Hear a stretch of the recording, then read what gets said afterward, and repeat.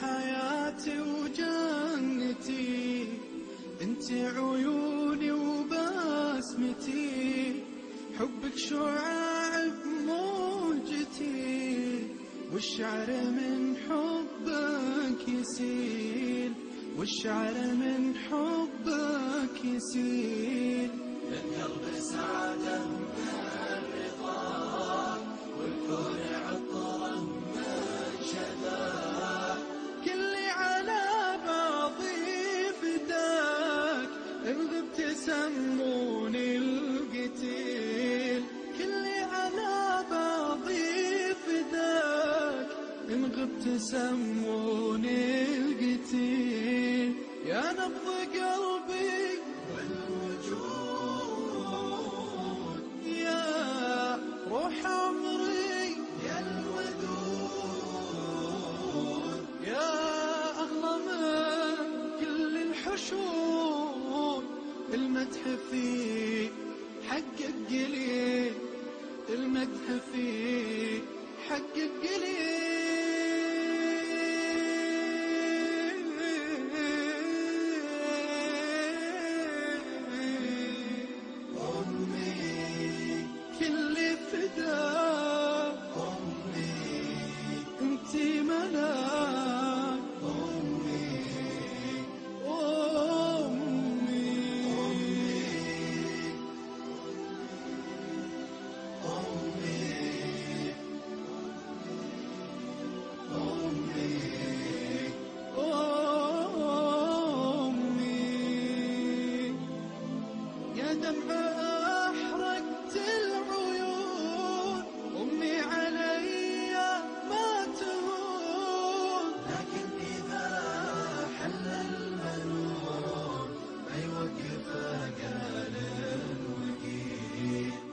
دمع أحرقت العيون، أمي علي ما تهون، لكني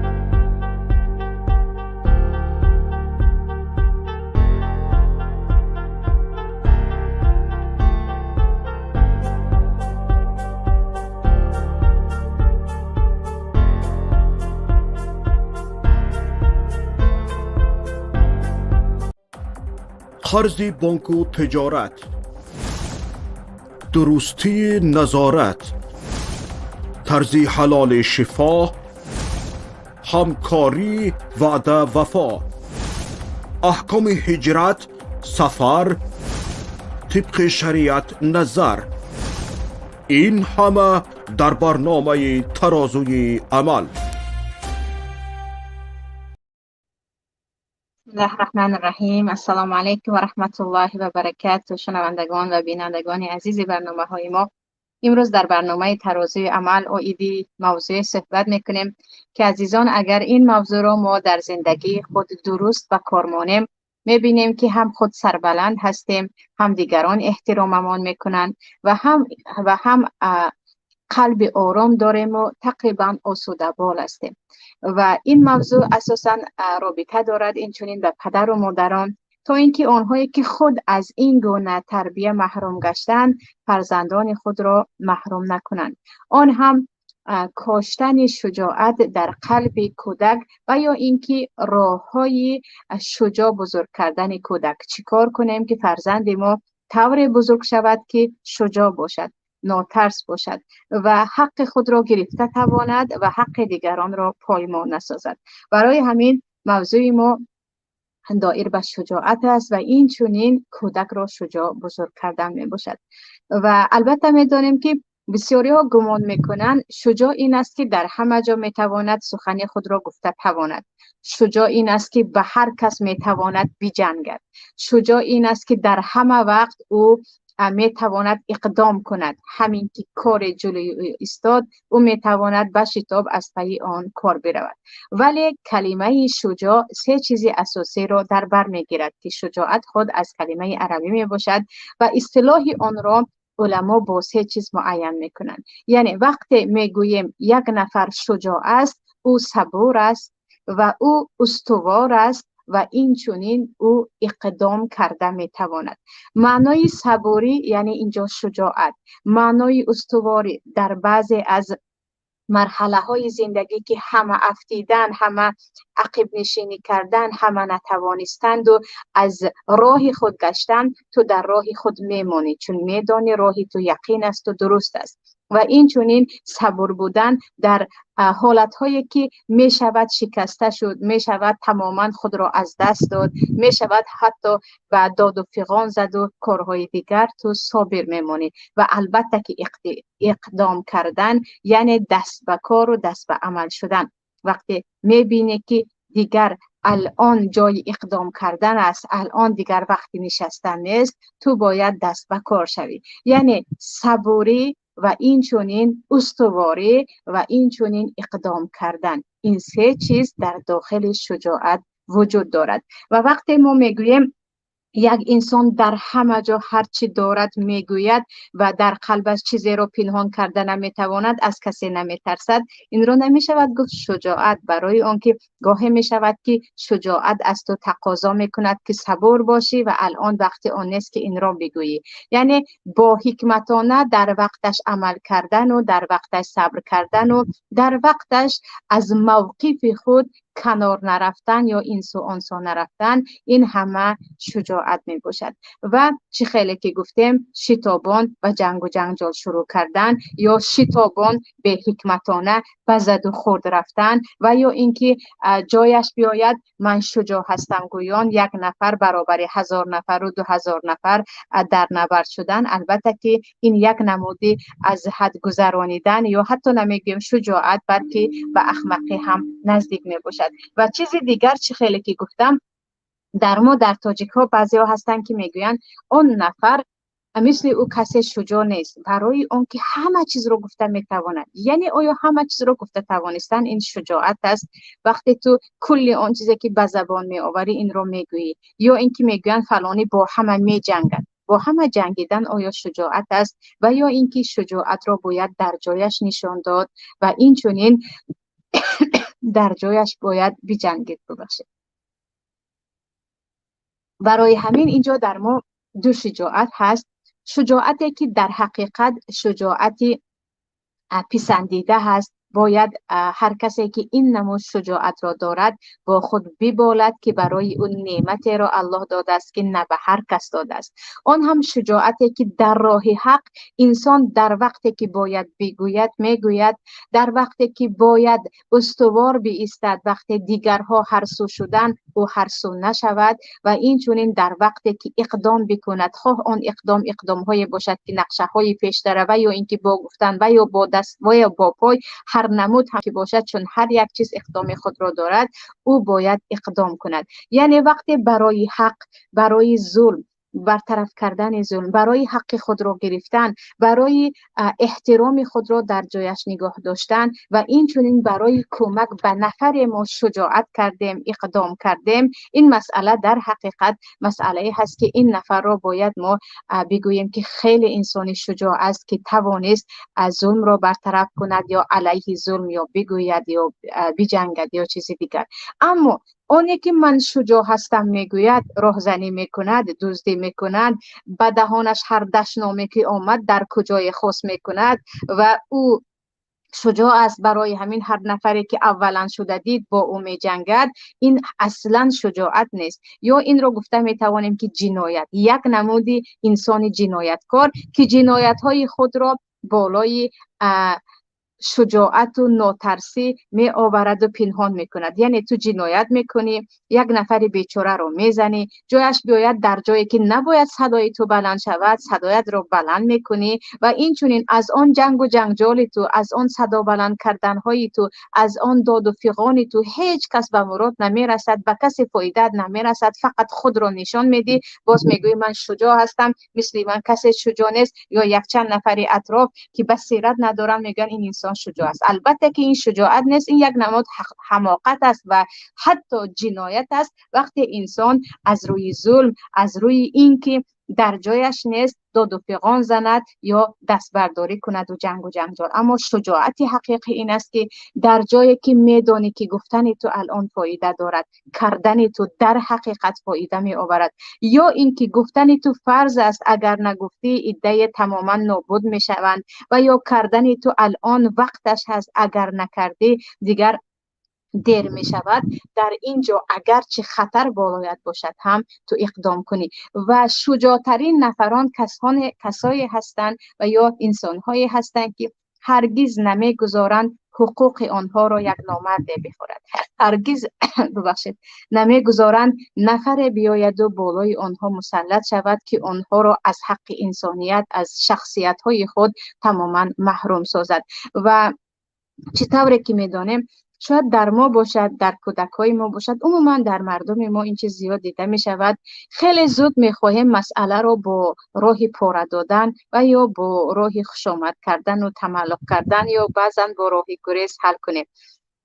اگرچه می شود بعضا گفت و حل کرد، اگرچه بعضا می شود کمی سیاست کرد، اگرچه میشد کارهای دیگری بود. یعنی اکثریت حل کردن مسئله های خود را حتی نفر آمد و بالای آنها پای نهاد، آنها می توانند که با راه دیگر از خود دفاع کنند، ولی با پاره دادن دفاع کردن را و یا اینکه با تملق کاری و خوشامدگویی و چیز دیگر دفاع کردن را دوست می دارند. و حتی نفرانی هم هستند که کودکان خود را ترضیع بزرگ میکنند که کودک تمام عمرش راهی حلش یک چیز است که من پاره میدهم و از اون مشکلی رها میشوم، و یا اینکه می آیم و به پدر خود و یا به پدر بزرگ خود شکایت میکنم. یعنی یک نفر برای دفاع از خود و یا اینکه حق خود را گرفتن هرگز یک راه چاره در ذهن او نیست. ذهنش یا اینکه رفتن و شکایت کردن به یگان نفران اهل عائله است یا اینکه پاره دادن است.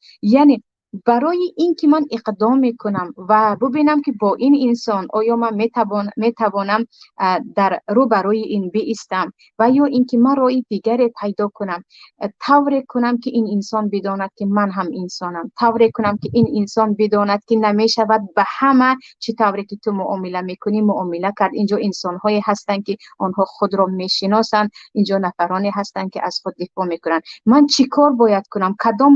کدام جهت ضعیفی این انسان را پیدا کنم؟ مگر فقط میشود با پاره دادن، فقط میشود با خوشامدگویی، فقط میشود به یک نفر شکایت کردن که اون آید و طرف ما را بگیرد و یا اینکه یک نفر دیگر را بخریم؟ راههای دیگری هم هست برای زنها، برای مردها، برای کودکها که این راهها را نفران پیدا میکنند که در حقیقت شجاع حقیقی یا ناترس حقیقی هستند. اما آنهایی که ترسو هستند راه خود را میدانند و انسان‌های هم هستند که چگونه که گفتم به صبر و به یگان دیگر حکمت دیگر یک و یک باره با هر کسی برابر می شوند، در آخر پشیمان هستند و عذر می خواهند. می بینید که یک نفری شجاع که ما گمانش می کردیم شجاع است، امروز می آید و از یک احمق بخشش و معذرت می خواهد، چون شجاعت او در وقتش نبود و شجاعت او به حکمتانه بود. انا برای همین عزیزان باید این را بدانیم که کجا شجاعت کرد و کجا این شجاعت نیست، این به حکمتی است. و این چنین باید بدانیم که هر انسانی که در زندگی شجاعت ندارد، کی هم که باشد، زن باشد، مرد باشد، کودک باشد، هر کی هم باشد، وقتی شجاعت نداره دیگر هر ظالم، دیگر حتی هر یک احمق و سفیه میتواند بالای تو زورگویی کند، میتواند سردار سر تو باشد، چون میداند که از خود دفاعی نداری و آن به همان احمقی خود را شجاعت میداند. و این انسان ترسویی خود را صبر میداند که درباره صبر چه هست و ترس چه هست باید حتما با صحبت داشته باشیم. و اینجا چون موضوع اساسی ما این است که مادر چی کار کند یا پدر و مادر چی کار باید کنیم که کودک ما توانند حق خود را طلب کنند و کودک ما در نورسی باشد، کمی بزرگی باشد، اینقدر به امید کمک پدر و مادر یا دیگران نشوند، دیگر الکی خودشان توانند از خود دفاع کنند، راه پیدا کرده توانند که این از کودکی شروع می شود تا آخر عمر دوام می دهد. و عزیزان این را هم باید حتما بدانیم که شجاعت را پروردگار در طبیعت انسان خلق کرده است، چگونه که ترس را هم خلق کرده است و همان گونه که ترس زیاد و کم است وابسته به هر یک انسان، شجاعت هم در بعضی ها زیادی هست، در بعضی ها کم است، در بعضی ها خیلی متوسط و هیچ انسانی نیست که کاملا شجاعت نداشته باشد و هیچ انسانی نیست که کاملا خوف نداشته باشد. یعنی خوف و شجاعت این چیزها در طبیعت انسان مثل غضب و خرسندی و اینها وجود دارند و اینجا کودکای هم هستند که با شجاعت تولد می شوند، از حد شجاعت زیاد دارند و در کجا آن را صرف کنند نمیدانند. برای همین حتی کودکایی هست که شجاعتش را بالای کودک میدچه در خانه بوده بالای خواهرک و دادرکش نشان میدهد و اثبات میکند و آنها را میزند، چیز دیگر میکند یا زورگویی میکند. پدر و مادر میگن کمی شجاع از خودش، شجاعتش از حد زیاد است که شجاعت او را باید کنترل کرد که به جنایت تبدیل نشود.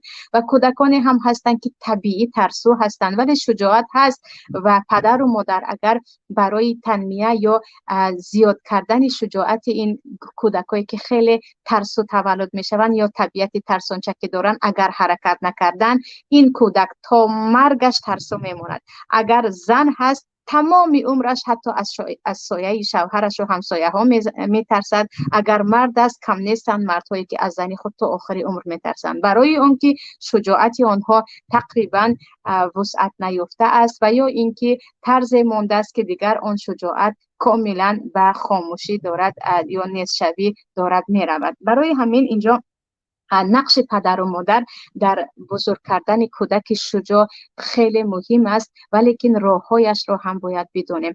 و پیش از اینکه با یک چند راههای خیلی مهم در این باره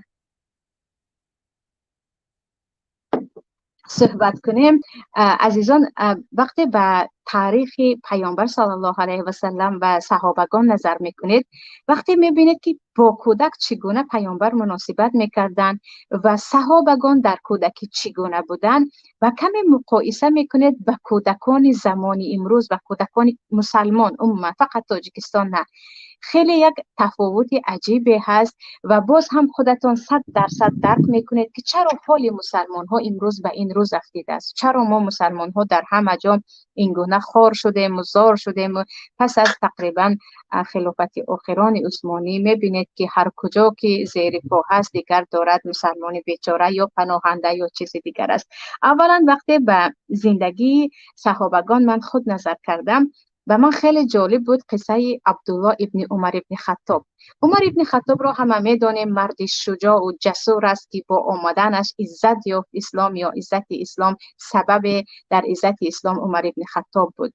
و در اینجا آمده است که وقتی که اولین بار جنگ بدر می شود پیامبر صلی الله علیه و سلم به عبدالله ابن عمر اجازه نمیدهند، برای آنکه عبدالله ابن عمر در آن وقت 14 ساله بودند، یعنی 14 ساله به بلاغت هم نرسیده بودند و باید برای اینکه به نبرد به دشمنان برود باید به بلاغت رسیده بود و 14 ساله کودک پدرش نه خودش می آید به پیامبر میگوید پیامبر الله از شما خواهش میکنم مرا همراهتان ببرید. ابو بخش در جنگ احد خطا کردم که بدر گفتم، خواهش میکنم مرا همراهتان ببرید، من میخواهم دیگر مرد باشم، من میخواهم دیگر همراه پدرم همراه دیگر مسلمان ها در راه الله باشم، نگذارید من همراه کودکان و زنها در مدینه بمانم، خواهش میکنم من همراه شما بروم.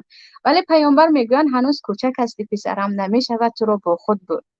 پس از 1 سال وقتی غزوه خندق می شود که عبدالله 15 ساله می شوند، میگویند باز به نزد پیامبر آمدم و گفتم الکی من بزرگ شدم دیگر هیچ بهانه ای نیست، حتما مرا با خود میبرید. و پیامبر صلی الله علیه و سلم در غزوه خندق عبدالله ابن عمر را همراه خود میبرند. تصور کنید الکی عبدالله 14 ساله میداند مقصد از نبرد با دشمن چی هست مقصد از دفاع از خود چی است، مقصد از جنگ آنجا چی است، او میتواند که میداند که میرود و نابود شوان میآید. بر ضمن این میآید التجا میکند که پیامبر الله من میخواهم همراه شما بروم، که پیامبر صلی الله علیه و سلم دیگر در غزوه خیبر به او ببخشید خندق به او اجازه میدهند. و چیز دیگر برادر سعد ابن وقاص امیر است. امیر سعد ابن وقاص میگویند خیلی کوچک بود، وقتی آمد و به پیامبر صلی الله علیه و سلم بگفت که من همراه شما به جنگ بدر میروم، پیامبر اجازه ندادند.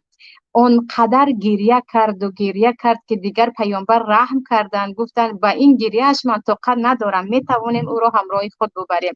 و سعد ابن ابی وقاص میگویند برادر کوچکی من حتی نمیتوانست با خود شمشیر را بردارد، از کوچکی من کمکش میکردم که شمشیرش را با خود برد، اما با این باشد هم اونقدر گریه کرد که پیامبر گفتند مشکل ندارد، تمام تو هم میتوانی با ما بروی. و این گونه قصه های صحابگان خیلی زیاد هستند. یعنی پسر بچه هایی که 10 ساله و 11 ساله و 13 ساله و 14 ساله مسلمان می آیند به پیامبر میگن همراه شما میرویم. کجا میروی؟ همراه شما میرویم، ما میدانیم که شما در راه حق هستید. یعنی کودک است.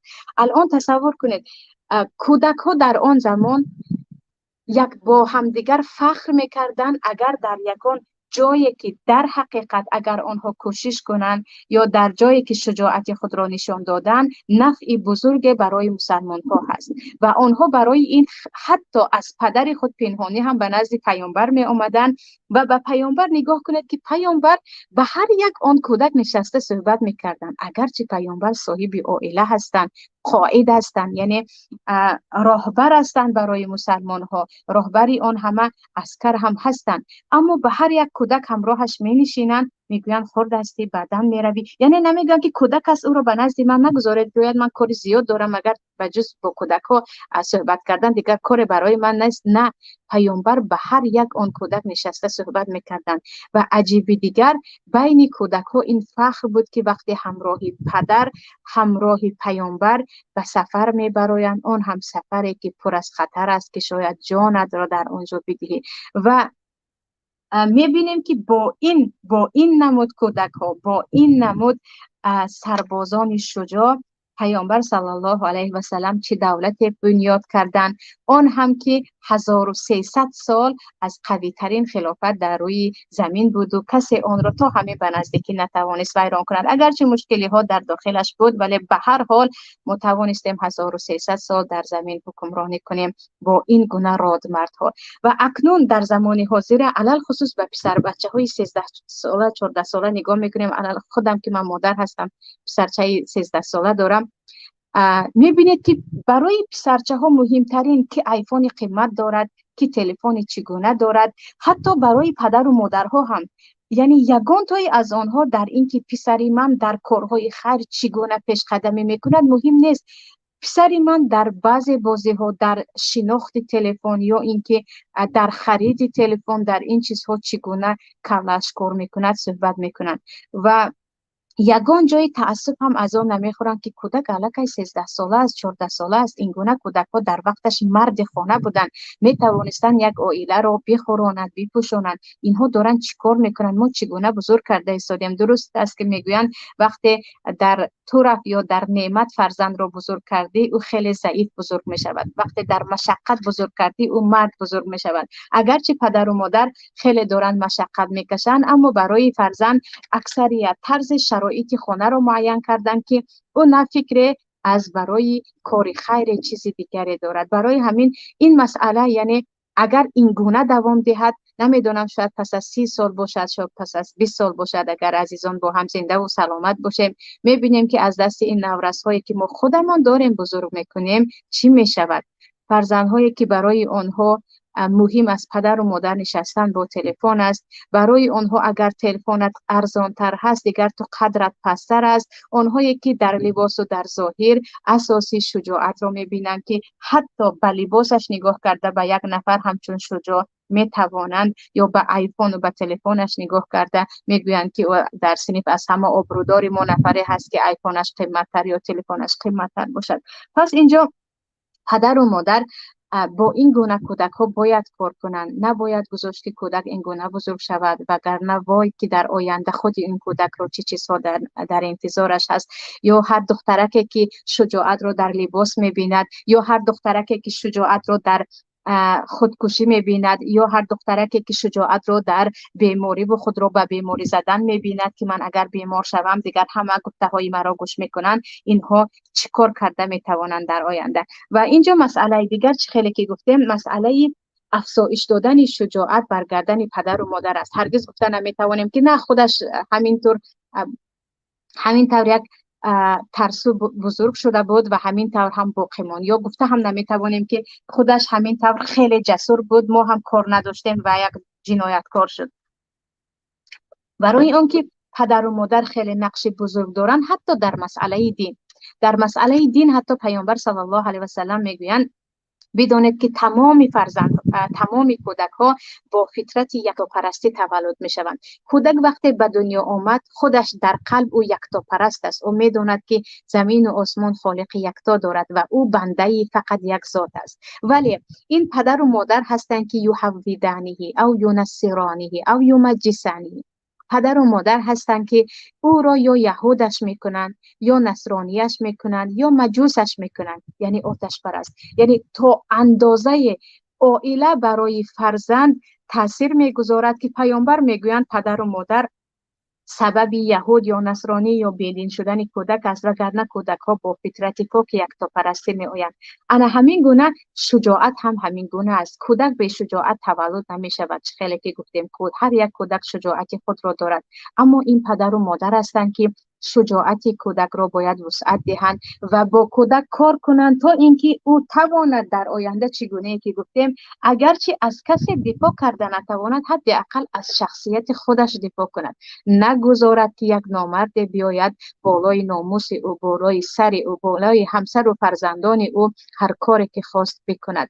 و اولا یکمین چیزی که در این مسئله باید بدانیم باز برمیگردد به شناخت پروردگار. هر کودکی که یا هر یک انسانی که توکلش به الله زیاد است، او یقین دارد که الله او را حفاظت میکند، او از ظلم کسی، از گفته کسی، از یگان بنده در روی زمین ترس ندارد. انا اینجاست که پیامبر صلی الله علیه و سلم و عبدالله ابن عباس که هنوز غلام بودن، یعنی کودکی به بلاغت نرسیده، گفتیم 10 ساله 9 ساله، میگویند یا غلام اینی اعلمک کلمات، ای فرزندم، ای پسرم، یعنی پسری که هنوز حتی 13 14 ساله نیست، من به تو یک چند کلمات، یک چند چیزها را یاد میدهم. اگر به این گفته های من کردی دیگر چه هست؟ نصیحت من است این برای تو. اولین چیز این است که احفظ الله یحفظک. تو همیشه الله را محافظت کن، هرگز فراموش نکن الله را، بدون که الله همیشه مراقب تو هست. در گفته های الله باشه و یقین بدون او تو را حفظ میکند. وقتی تو در یاد الله هستی، وقتی تو دین الله را محافظت میکنی، در حدود الله زندگی میکنی، بدون که تو هم در حدود الله هستی و او هرگز تو را خارج نمیکند. گاهی می شود که مصیبت میبینی، اما آن مصیبت شاید برای برداشتن درجه هست، چگونه که پیامبران و صحابگان و عزیزان دیده بودند. در دوامش میگویند اذا سألت فاسأل الله. اگر کسی رو چیزی پرسیدی، از کسی طلبگار هستی، از کسی امید داری که فلانی به من این رو میکند اون رو میکند، الله رو بپرس. اگر از الله پرسیدی خیلی آسان است. یعنی هرگز به یک کودک پیامبر میگویند حتی مهمترین چیزهای خودت را از الله پرس، نرو به نزد پدر و مادر به امید پدر و مادر نشو، و امید بزرگان نشو، و امید هیچ نفری نشو. تو از الله پرس و او به تو میدهد. در دوامش میگن و اذا استعنت فاستعن بالله. اگر کمک خواستی، پناه خواستی که کی به من کمک کرده میکرده باشد، من در ظلم ظالم هستم، من چیکار میکرده باشم، هرگز به امید کسی نشو. یعنی این توکل است، این در قلب خود جای کردنی الله هست که در همه حالت برویم شتاب و دروازه او. اینجا پیامبر صلی الله علیه و سلم میگویند اگر کمک خواستی از الله بخوا، پناه خواستی از الله بخواه، برای آنکه اگر بعضی ها به شما پناه دادن در وقتش کمک کردن، این گونه انسان ها خیلی زیاد هستند. یکی کمکشان به شما میرسد، دیگر تمام عمر باید بار منت آنها را بکشیم. یکی به شما پناه دادن، دیگر تمام عمر از شما انتظار چیزی هستند. یکی به شما کمک مالی کردن، تمام عمر باید شما به گفته آنها نه نگوید. اگر نگفتید میگویند کی بود زمانی که به دروازه من آمد، من اگر کمک نمیکردم تو این بودی و آن بودی، و منت را شروع میکنند. برای همین پیامبر چی میگویند؟ تو از الله پرس. اینجا بعضی ها شکاکی میکنن، میگن مگر الله خودش با دستش آمده کمک میکند؟ عزیزان، الله خودش نآید هم بنده های خود را میفرستد. یکی میبینید که یک نفر رو کور برای شما مسلط میکند که شما از کسی نپرسیده دو دیگری آمده میگوید من تیار هستم خدمت تو را کنم، من میخواهم به تو کمک کنم، که انسان در حیرت میماند. در دوام حدیث هم پیامبر میگویند بدان که این هم تصور کنید، یعنی عزیزان میخوام این در ذهن شما باشد، این را به یک انسان بزرگ نه، به یک کودک گفته ایستادن. پیامبر با یک کودک این صحبت را دارن میکنن، آن هم با پسر عموی خود، با عبدالله ابن عباس کوچک. میگویند بدان که تمام مردم جمع شوند و خواهند که به تو ضرر رسانند، کسی به تو ضرر رسانیدن نمیتواند مگر آن چیزی که در تقدیرت هست، که آن را فقط الله میداند، تو نمیدانی. و این را هم بدان که تمام مردم جمع شوند و به تو فایده رسانیدن خواستند، آنها هیچ فایده دادن نمیتوانند مگر اینکه الله این را بخواهد، یا در تقدیرت باشد که تو نمیدانی و باید سبب ها رو پیشه گیری. یعنی معنای حدیث. پس اینجا این مسئله هست که پیامبر این سخن ها همش را گر بینید توکل و شجاعت را در قلب کودک جای میکند. گاهی می شود که در مسئله جین، مثلا من خودم با کودکا صحبت میکنم، وقتی از من میپرسن که جین خیلی بزرگ بوده است، جین میتوانست است تمامی در یک لحظه از اینجا به اینجا پریده رود، میتواند هم در آب باشد هم در هوا باشد، من میگم اما این رو بدانه که بالاتر از این جین ها شما الله دارید. فقط با یک پناه طلبیدن به الله که تو پناه من باش، جین ها در نزد شما مثل یک مگزک میشوند، یک حشرات خردکک میشوند، نیست و نابود میشوند. ایمان شما بالاتر و قویتر و بزرگتر از تمام جن و اجینه و بجین مانندهای دیگر هست. یعنی وقتی که پدر و مادر در قلب کودک بزرگی الله را جا میکنند و اینچنین این را که اگر تو در حقیقت در راه الله باشی، او تو را تنها نمیگذارد، بداند که کودک جسور می شود، نه از کسی میترسد، نه از ملامتی کسی هراس دارد. اینجا مشکلی خیلی زیادی فرزندان در کودکان، در دخترک ها بسیار دیده می شود عزیزان، این است که مردم چی میگویند، این رو پوشیدم مردم چی میگویند، اگر کاری که تو گفتی من کردم مردم چی میگویند، اگر من این کار رو کردم و من همه چگونه نگاه میکنم. چرا اینقدر نگاه مردم، گفته مردم، کرده مردم، ملامت مردم برای ما یک بوت شده است که ما به او عبادت میکنیم؟ چرا فکر نمیکنیم که مردم فکرهای گوناگون دارن، امروز به ما فردا به دیگری، امروز به این لباسمان فردا به لباس دیگری خوششان نمیآید. ما باید طرز زندگی خود را پیش بریم که برای خودمان، برای آیندهمان و برای سعادت خودمان اون حیات موافق باشد. و چیزی دیگر عزیزان چه خیلی که گفتم، این مسئله که مسئله جدی ترین بود که بزرگی الله باید در قلب کودک جا شود، الگوی اساسی دیگر این پدر و مادر هستند. یعنی کودک از خردی در نزد پدر و مادر بزرگ می شود، در آغوش مادر بزرگ می شود و چگونه که میگویند در شکم مادر از طریقه نوفش خوراک میخورد، سپس از مادر شیر میخورد، سپس در آغوشش بزرگ میشود. البته زیادی از خاراکترهای مادر به کودک تاثیر میکند.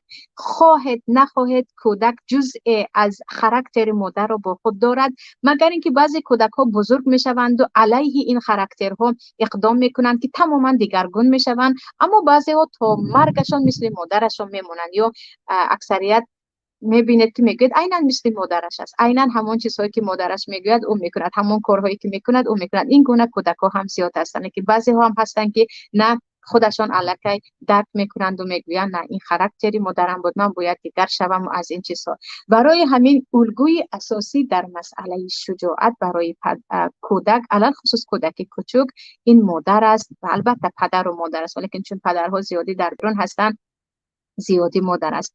و مادرانی که برای هر یک چیز و نوچیز صبر کردن نمیتوانند. مادرهایی که یکی این گونه هستند دیگر این گونه، مثل باد و هوا در تغییرات هستند، در قول خود نمی ایستند، در راه خود نمی ایستند، در عهد و پیمان خود نمی ایستند. مادرانی که به کوچکترین کار اقدام کردن نمیتوانند، کوچکترین کلام خود را گفتن نمیتوانند، همیشه در ترس هستند، همیشه در پشت پدر یا شوهر یا مادر پنهان هستند. از بجای آنها باید دیگران بگوید، از بجای آنها باید دیگران دفاع کند، از بجای آنها باید دیگران بجنگد، طرف آنها را گرفته. بدانید که این الگو نیست، این یک شخصیت ضعیف است که کودک عیناً همین گونه بزرگ می شود.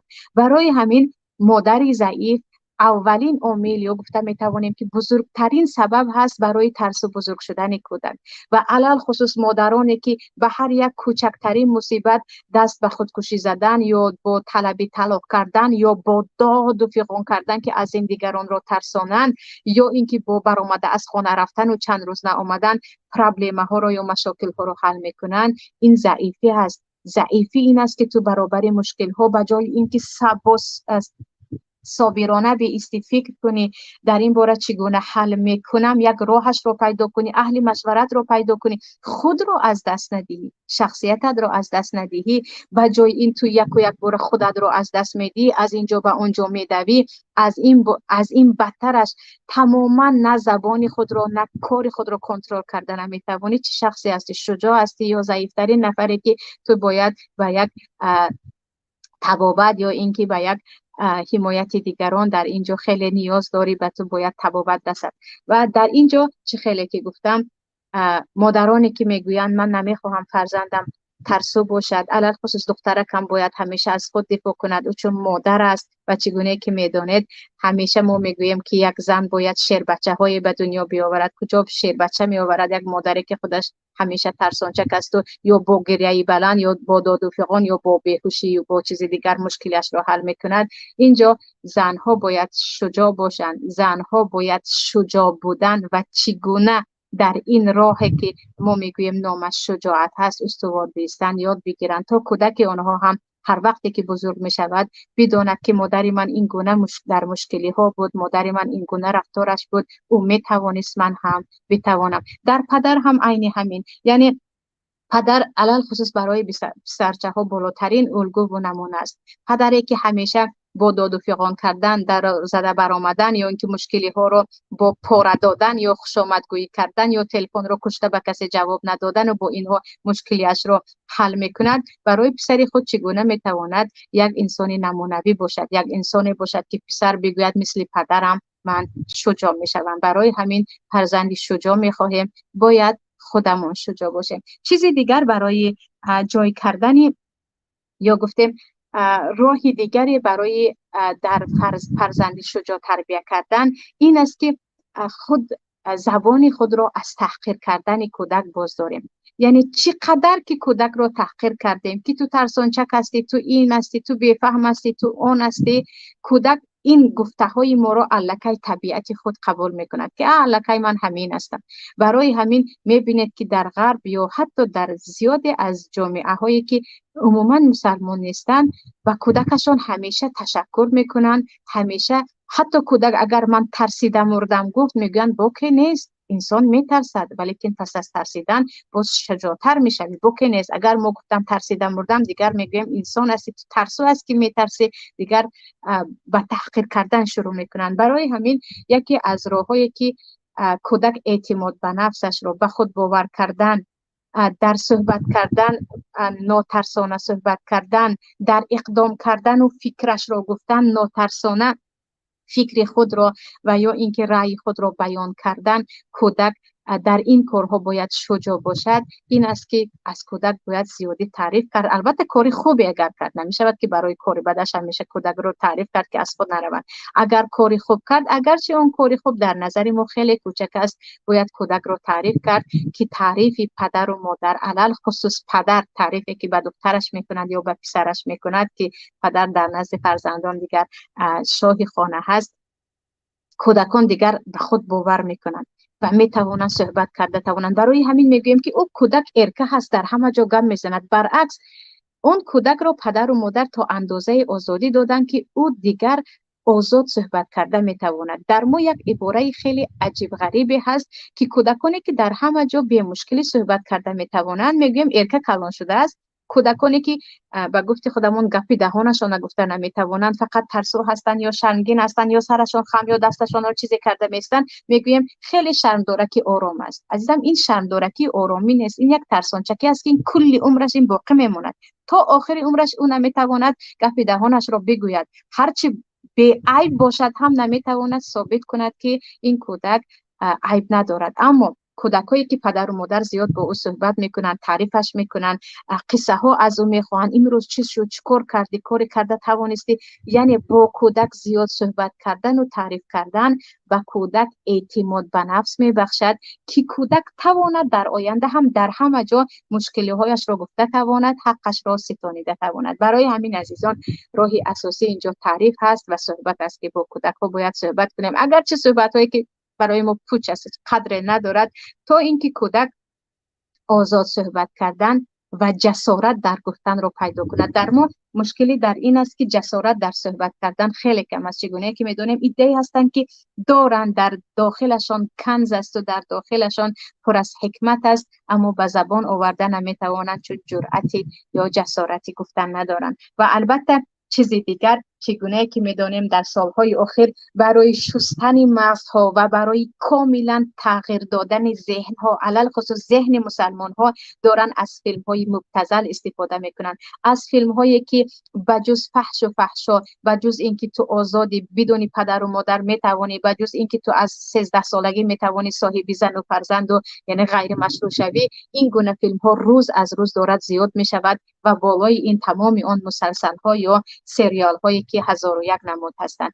فیلم هایی که در حقیقت قصه های درباره یگان شخصیت های شجاع حکایت میکند، خیلی تاثیر خوب دارد. چگونه که فیلم هایی که درباره بداخلاقی و این چنین درباره چگونه که گفتم نابود کردن شخصیت و دین یک مسلمان برآورده شده است، خیلی کمک میکند برای بداخلاق شدن. برعکس این فیلم هایی که در آن شجاعت است و در آن نقش یک مردی که او توانست با شجاعت خود برای جامعه خود کمک کند یا حداقل از حق خود دفاع کند یا رها از تهمت شود، این گونه فیلم ها خیلی توصیه میکنم برای خواهرانی که میخواهند یا برای هر یک پدر و مادری که میخواهد فرزندی شجاع بزرگ کند. برای اون که چگونه که گفتیم برای مغزشویی از میدیا خیلی استفاده میکنند و ما میتوانیم این گونه فیلم ها رو که البته که دور از فحش و فحشا باشد، از رقص و بازی و موسیقی و چیز دیگر ها باشد، همراه کودک خود، حتی اگرچه فیلم های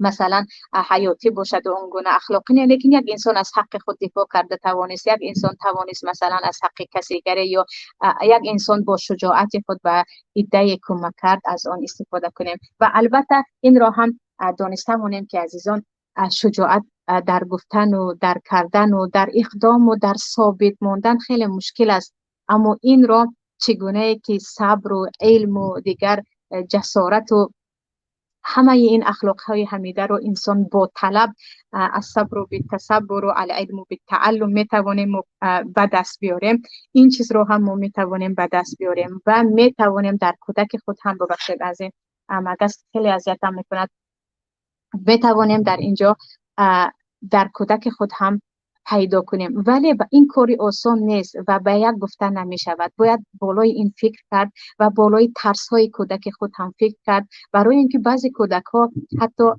از مردم می ترسند، بعضی کودک ها همیشه در خیال قصه های خیالی دارند، بعضی کودک ها از چیزهای می ترسند که اصلا از آن نباید ترسیده شود. یک کشتمک از مگسک از میزنی دیگر نابود می شود.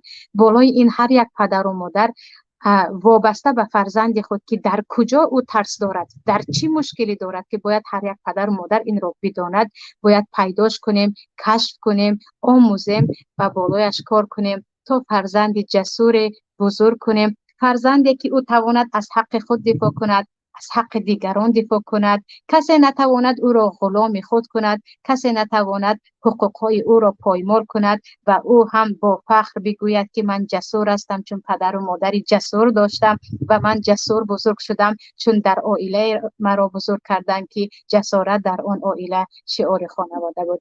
این بود برنامه امروزه من با شما. تا برنامه های دیگر در پناه الله یگانه باشید. السلام علیکم و رحمت الله و برکاته. قرض بانک و تجارت، درستی نظارت، طرز حلال شفا، همکاری وعده وفا، احکام هجرت، سفر، طبق شریعت نظر، این همه در برنامه ترازوی عمل.